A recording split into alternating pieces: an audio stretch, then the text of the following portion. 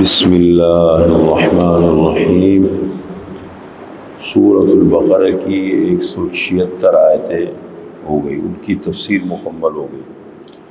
کل میں نے آپ کے سامنے پہلے حصے کا خلاصہ بتایا کہ کل سورہ بقرہ میں 286 آیتیں ہیں، اور سورہ بقرہ کے مضامین کو مفسرین نے 2 حصوں میں تقسیم کیا ہے۔ آیت نمبر 1 سے لے کر آیت نمبر 176 تک امتی دعوت کو خطاب ہے۔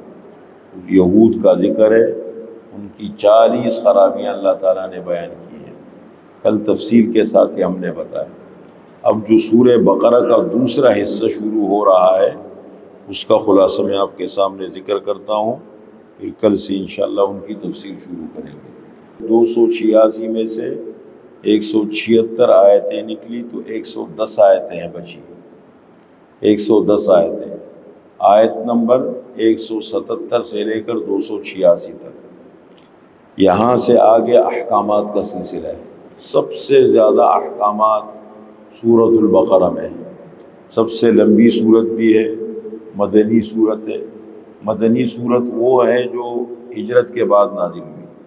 جو صورتیں ہجرت کے بعد نازل ہوئی ان کو مدنی کہا جاتا ہے، اور سب سے زیادہ چونکہ اسلامی مرکز وہاں قائم ہوا، اجتماعی زندگی کا آغاز وہاں سے ہوا، آزاد زندگی کا آغاز وہاں سے ہوا، تو سب سے زیادہ احکامات مدنی دور میں نازل ہوئے۔ اب یہ جو 110 آیتیں ہیں، 110 آیات کے اندر 2 حصے ہیں۔ آیت نمبر 177 سے لے کر کے 177 اس میں شامل ہے 242 تک، یہ بنتی ہے 66 آیتیں۔ 66 آیات کے اندر اللہ نے مختلف قسم کے احکام بیان کیے ہیں۔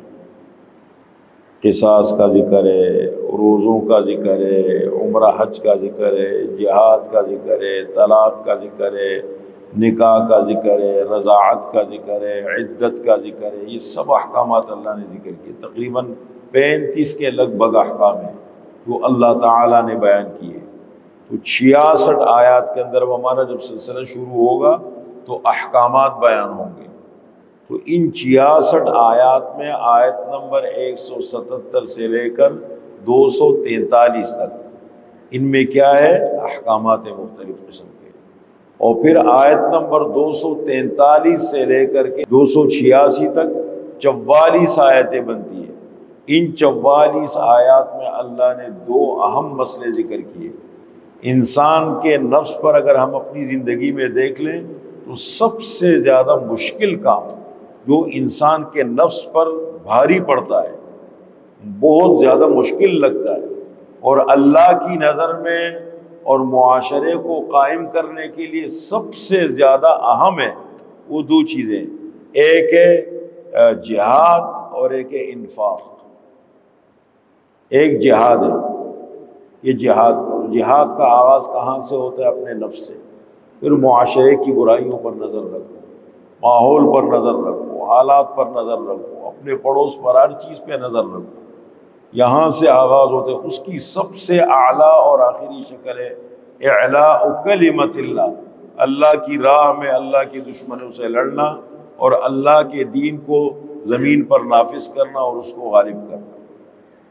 یہ جہاد کی ایک وہ ہے۔ اب دیکھیں اپنی برائیوں سے لڑنا، اپنے ماحول سے، جو کہ دین بدین برائیاں بڑھ رہی ہیں، اور سب سے زیادہ شرافت اس کو کہتے ہیں کہ آپ جو ہونا ہے ہوتا ہے۔ اللہ کو یہ چیزیں پسند نہیں۔ جتنا آپ کا دائرہ ہے اس دائرے کے اندر آگے بڑھو، برائیوں پہ نظر رکھو، جتنا روک سکتے روکو، نہیں روک سکتے کم از کم اس کو برا سمجھو۔ اب یہ جو خرابیاں برائیاں ہو رہی ہیں، ان کو برا سمجھنے کا تصور بھی ہمارے دلوں سے نکل گیا۔ اب اس کا نتیجہ کیا نکلا؟ ان برائیوں نے آ کے ہمارے دروازوں پہ دستک دینی شروع کر دی۔ جیسے آدمی ہے نا، اب اگر دشمن کے مقابلے میں آپ کا دفاع نہ ہو تو نتیجہ کیا نکلا؟ دشمن آپ کے ملک میں بیٹھ جائے گا۔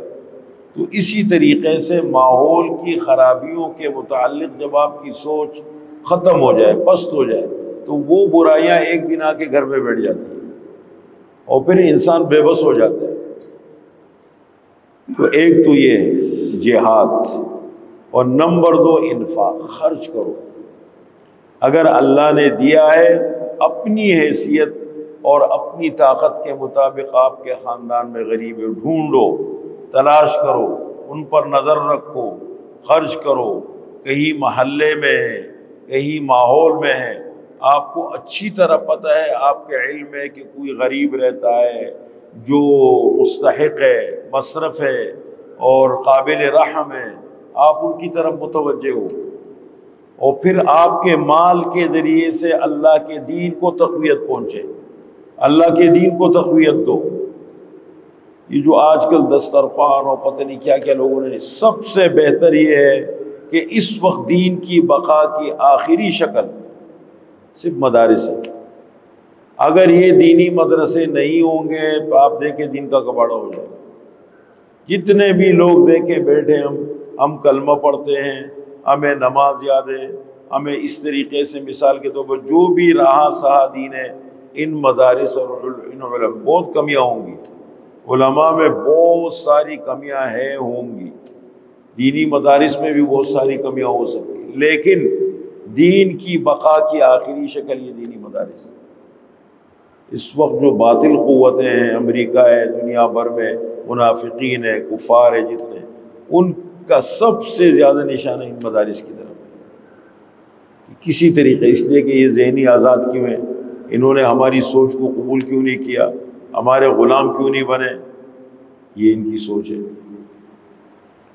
تو یہ بہت بنیاد، 2 اہم مسئلے اللہ نے بیان کیے، ایک ہے جہاد اور ایک ہے انفاق۔ آیت نمبر 243 سے لے کر 286 تک 44 آیتیں بنتی ہیں۔ جہاد کا ذکر ہے جو نفس پر بہت بھاری گزرتا ہے، بہت مشکل ہے۔ آپ کی زندگی میں کوئی خرابی ہو، جھوٹ ہے، دھوکہ ہے، حسد ہے، تکبر ہے، لالچ ہے، اس کو ختم کرنے کے لیے کوئی آسان کام ہے کیا؟ اس کو اپنی زندگی سے ختم کرنا ایک بڑا جہاد ہے۔